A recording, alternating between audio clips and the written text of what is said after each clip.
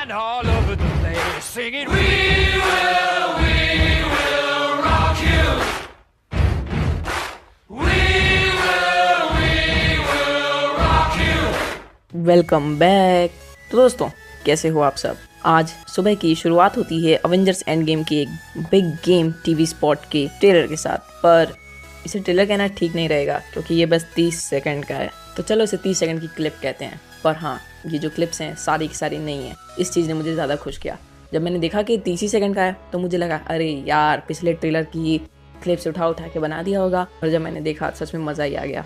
तो चलो इसका ब्रेक डाउन कर देते हैं। ट्रेलर की शुरुआत होती है हमारे कुछ डस्ट बन चुके हीरोज के साथ, जिनको मार्वल ने बड़ी ही चालाकी से ग्री और रेड स्केल पे रखा है, जो कि उनके नए इंट्रो जैसा है, जिसमें मार्वल स्टूडियोज में हमें 10 उनका रेड में दिखता है और बाकी सब ग्रे में। वैसे ही यहाँ सब कुछ ग्रे में है और कुछ चीजें रेड में। और यहाँ पे सिर्फ वही हीरोज हैं जो कि डस्ट बन चुके हैं, पर कुछ एक्सेप्शन के साथ। उन्हीं के बारे में भी हम डिस्कस करने वाले हैं। तो पहले हम बात कर लेते हैं हमें कौन कौन से हीरोज दिखे। सबसे पहले हमें दिखती है हमारी वास्प, और ये क्लिप है एंटमैन से। उसके बाद हमें हमारे निक फ्यूरी दिखते हैं, जो कि क्लिप है द अवेंजर्स से। और उसके बाद स्पाइडरमैन, जो कि क्लिप है सिविल वॉर से, जहाँ पे हम स्पाइडरमैन से अभी भी इंट्रोड्यूस होते हैं। उसके बाद डॉक्टर स्ट्रेंज, जो कि उन्हीं की मूवी से था। और उसके बाद फैल्कन, और उसके बाद स्कारलेट विच, जो कि एवेंजर्स इन्फिनिटी वॉर से था। और फिर गार्डियंस ऑफ द गैलेक्सी। और यहाँ पे जो रॉकेट है वो नहीं मरा है, मतलब वो डस्ट नहीं बना, इसलिए मैंने कहा था कुछ एक्सेप्शन के साथ। और उसके आगे हम देखते हैं ब्लैक पैंथर को, जो कि उसी की मूवी ब्लैक पैंथर का पार्ट है। और उसके बाद एक बहुत ही छोटी सी क्लिप जहाँ पे हम देखते हैं बकी को, जो कि कैप्टन अमेरिका की शील्ड पकड़ता है, जो कि विंटर सोल्जर का पार्ट है। उसके बाद हम देखते हैं विजन की क्लिप, जो कि तब की है जब अवेंजर्स एज ऑफ अल्ट्रॉन में वो अल्ट्रॉन को हरा रहा होता है। और ठीक इसी के बाद ट्रेलर स्टार्ट हो जाता है। तो देखो, अब इसमें हमें लगभग वो सभी हीरोज दिख चुके हैं जो कि अवेंजर्स इन्फिनिटी वॉर में मारे गए। बट हाँ, गमोरा और विजन भी हमें इस क्लिप में दिखे, पर दरअसल वो स्नैप से नहीं, थैनोस के हाथों मरे थे। अब कुछ लोगों का सवाल आ रहा था कि आखिर हम इसमें लोकी क्यों नहीं देखा, क्योंकि वो भी तो थैनोस के हाथों से ही मरा था। तो मुझे लगता है इसका सिंपल सा रीजन ये है कि क्योंकि इन्होंने सिर्फ शायद हीरोज को ही इन्वॉल्व किया है। अब मैं ऐसा बिल्कुल नहीं कह रहा कि लोकी ने जो काम किया है वो कोई हीरो वाला काम नहीं था, पर फिर भी मुझे लग रहा है इन्होंने बस जो हीरो टाइटल कैरेक्टर्स हैं उन्हीं को इंक्लूड किया है। तो अब आगे ट्रेलर शुरू होता है वही मार्वल स्टूडियोज के लोगों के साथ, इसका मैं पहले ही बता चुका हूँ। और फिर हमें दिखती है न्यूयॉर्क सिटी,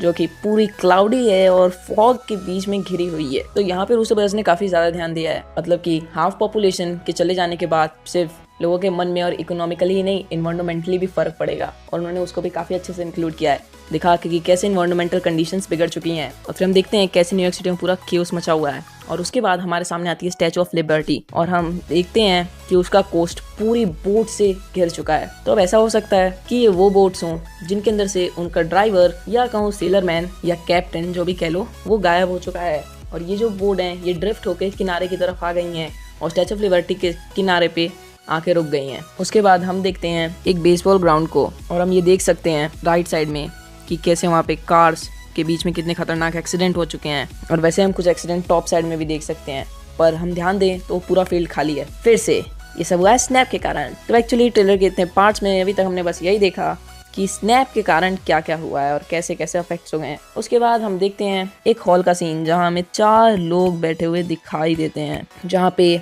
एक अमेरिकन फ्लैग है और एक फ्लैग पता नहीं किस चीज़ का है, शायद से यूनियन नेशन का हो, मुझे नहीं पता उस फ्लैग के बारे में। अगर आपको पता है तो मुझे कमेंट सेक्शन में जरूर बताना। और यहाँ पे दरअसल मेन जूम है इस पोस्टर के ऊपर, जिसके ऊपर लिखा है where do we go now that they are gone. तो ये जो पोस्टर है वो स्नैप से रिलेटेड भी हो सकता है और नहीं भी। रिलेटेड इसलिए हो सकता है कि where do we go now that they are gone से मतलब हो सकता है लोगों के फैमिली मेम्बर्स का, जैसे कि किसी के फैमिली मेम्बर्स चले जाने के बाद वो एक तरह से अनाथ हो चुका है और अब उसे क्या करना चाहिए। शायद से यही ये कॉन्फ्रेंस हॉल में डिस्कस कर रहे हैं।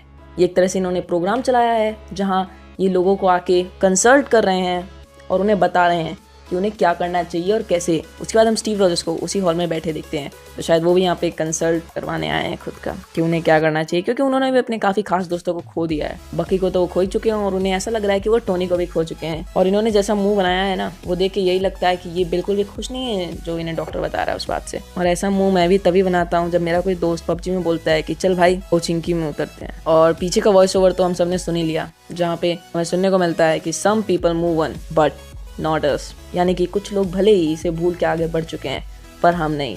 और इस लाइन से साफ मतलब निकल आता है कि यहाँ पे हमारे कैप्टन अमेरिका का प्लान है उस स्नैप को रिवर्स करने का। उसका सच में कमाल शॉट देखने को मिलता है, जहाँ पे हम देखते हैं आयरन मैन को बेनेटार शिप में नेबुला के साथ किसी चीज़ के ऊपर काम करते हुए, हो सकता है कुछ बना रहे हो या बेनेटार को ही रिपेयर कर रहे हो। अब दूसरी तरफ अगर हम नेबुला को देखें तो हम देख सकते हैं कि अपने हाथ के साथ कुछ कर रही है। तो हो सकता है उसके हाथ में कुछ गड़बड़ हो गई हो, चाहे वो टूट फूट गया हो, या फिर वो अपने हाथ का कोई गैजेट टोनी स्टार्क को दे रही है, वो जो बना रहा है उसमें मदद करने के लिए। पर हाँ, टोनी स्टार्क को यहाँ पर इस स्टाइल में बैठे हुए देख के मुझे बस आयरन मैन 1 का वही सीन याद आता है, जब वो केव में फंसे थे और उन्होंने मार्क 1 आर्मर बना डाला था। और यहाँ पर भी वो स्पेस में फंस रहे हैं और मुझे लगता है कुछ बना ही लेंगे। और ये कहना कि ये जो सीन है वो पेपर पॉट्स के उनके मैसेज भेजने के बाद का सीन है, ये मुझे नहीं लगता ऐसा है, क्योंकि पेपर पॉट्स को मैसेज भेजते वक्त उन्होंने खुद ही कहा था कि उनके पास 0 चांस है होप का, और वो काफ़ी ज़्यादा थके हुए और हारे हुए से लग रहे थे। और इस सीन में वो काफ़ी ज़्यादा जोश से भरे हुए लग रहे हैं। तो टोनी स्टार्क के फैंस अपनी फिंगर्स क्रॉस कर लो। उसके बाद हम देखते हैं कैप्टन अमेरिका, ब्लैक विडो, रोडी और हल्क को बाहर आते हुए एवेंजर्स फैसिलिटी से और ऊपर देखते हुए। अब कुछ लोगों ने कहा कि यहाँ पे कैप्टन मार्वल आ सकती है, बट हमारे स्टीव का चेहरा देख के ऐसा नहीं लगता कि उन्हें कोई अनजान दिख रहा है, क्योंकि एक बार देखो तो सही, अगर वहाँ पे कैप्टन मार्वल होती भी तो इन्हें जरूर पता चल जाता कि कौन है। और ये ऐसे बिना किसी भी सूट अप के ऐसे कैजुअल क्लोथ्स में तो नहीं आ जाते ना, तो इसलिए उन्हें भी पता है कि वो उनका कोई दोस्त है। इसलिए मुझे लग रहा है कि यहाँ पे टोनी स्टार्क और नेब्यूला है। उसके बाद हम रॉकेट को देखते हैं एक वुडन घर का दरवाजा खोल के अंदर आते हुए। तो अब इस जगह को देखने में मुझे ऐसा लग रहा है कि ये नॉर्वे है। तो अब ऐसा हो सकता है कि थेनोस को हेडशॉट ना मार पाने के दुख में थॉर जो हो उस जगह पे आ गया हो जहाँ उनके पिता ने अपनी आखिरी सांसें ली थी और उस जगह को अपना घर बताया हो। तो शायद रॉकेट यहाँ पे थॉर को ढूंढते हुए आया है और उसे भी बाकी एवेंजर्स के पास ले जाने के लिए। उसके बाद हम देखते हैं ब्लैक विडो को ट्रेनिंग करते हुए गोलियां चला के, और ये शायद से एक P-18C है। उसके बाद अगर हम ब्लैक विडो के बालों के ऊपर फोकस करें तो हम देख सकते हैं कि वो पहले के मुकाबले बढ़ चुके हैं, यानी कि टाइम जंप तो है मूवी में, चाहे कितना नकार लो। उसके बाद हम देखते हैं एंट मैन और वॉर मशीन को हेलमेट अप करते हुए, और उससे एक और बात प्रूव हो चुकी है कि वो जो हमने पिछले ट्रेलर में एंट मैन को देखा था ना एवेंजर्स फैसिलिटी के बाहर, वो कोई पास्ट का या बहुत ज्यादा फ्यूचर का इवेंट नहीं था, वो प्रेजेंट का ही था। क्योंकि अब हम देख सकते हैं कि एंट मैन एवेंजर्स फैसिलिटी में बड़े आराम से आ चुका है। अगर हम यहाँ वॉर मशीन के सूट की तरफ ध्यान दें तो ये काफी नया है और कुछ कॉन्सेप्ट्स आर्ट जैसा लग रहा है। हो सकता है यही वो सूट हो जो आगे मूवी में प्रोटोन कैनन को होल्ड करे। उसके बाद हम देखते हैं थॉर को, जो कि शायद किसी ऐसी चीज की तरफ देख रहा है जो कि काफी ज्यादा चमक रही है, और हम अभी भी उसकी उस नकली आंख को देख सकते हैं। उसके बाद हम देखते हैं थॉर को चल के जाते हुए एक पहाड़ी की तरफ, और इस जगह में जो वो है ना उसके बारे में कुछ कहना बहुत ज्यादा मुश्किल है, क्योंकि पता नहीं है कोई शिप है या कोई कीव। अब देखा जाए तो ये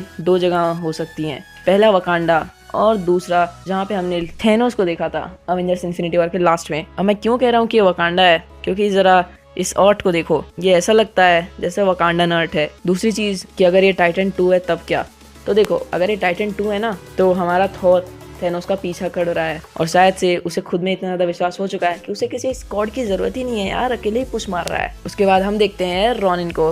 हाउ का कहना ठीक नहीं रहेगा रॉनिन को, क्योंकि उसका नया हेयर स्टाइल काफी मस्त है। मैं भी सोच रहा हूँ ऐसे ही कटवा लूं, पर जरा उसके चेहरे पे देखो कुछ लाल लाल चमक रहा है, जो कि हमें डेफिनेटली बता रहा है कि डेंजर है। पर आखिर वो डेंजर हो क्या सकता है, तो इसकी भी 2 चीजें हो सकती हैं। तो 2 चीजें हैं जो ये हो सकती हैं।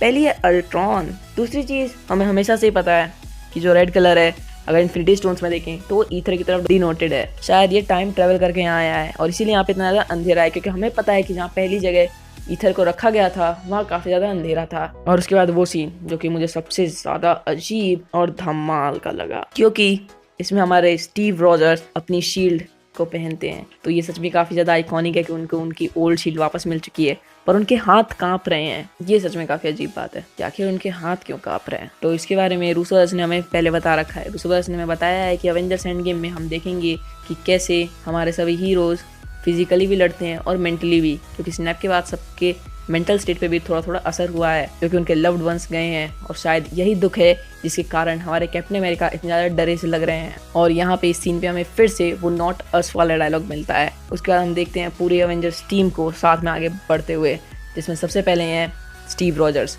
और मुझे लगता है कि यहाँ पे सबका सपना पूरा हो जाएगा कैप्टन अमेरिका से एक बार अवेंजर्स असेंबल सुनने का। उसके बाद है थॉर, उसके बाद है ब्लैक विडो, उसके बाद है रॉकेट, उसके बाद है एंट मैन, और उसके बाद है रोडी अपने वॉर मशीन सूट में, और उसके पीछे है ब्रूस बैनर। पर यहाँ देखने वाली बात यह है कि एंट मैन और रोडी के बीच में कुछ ज्यादा ही गैप है और बाकी एवेंजर्स के बीच में काफी कम। तो इस बात को ध्यान में रखते हुए कि पिछले भी काफी ट्रेलर्स में हम ऐसा देख चुके हैं कि रूसो ब्रदर्स कुछ भी कर सकते हैं स्पॉयलर्स हटाने के लिए, तो मुझे लग रहा है यहाँ पे कोई ऐसा कैरेक्टर था जिसको रूसो ब्रदर्स ने हटा दिया है, शायद कैप्टन मार्वल या टोनी स्टार्क। तो बस दोस्तों आज के बस इतना ही। अगर आपको वीडियो अच्छी लगी तो वीडियो कर दें लाइक और हमारे चैनल को भी कर दें सब्सक्राइब।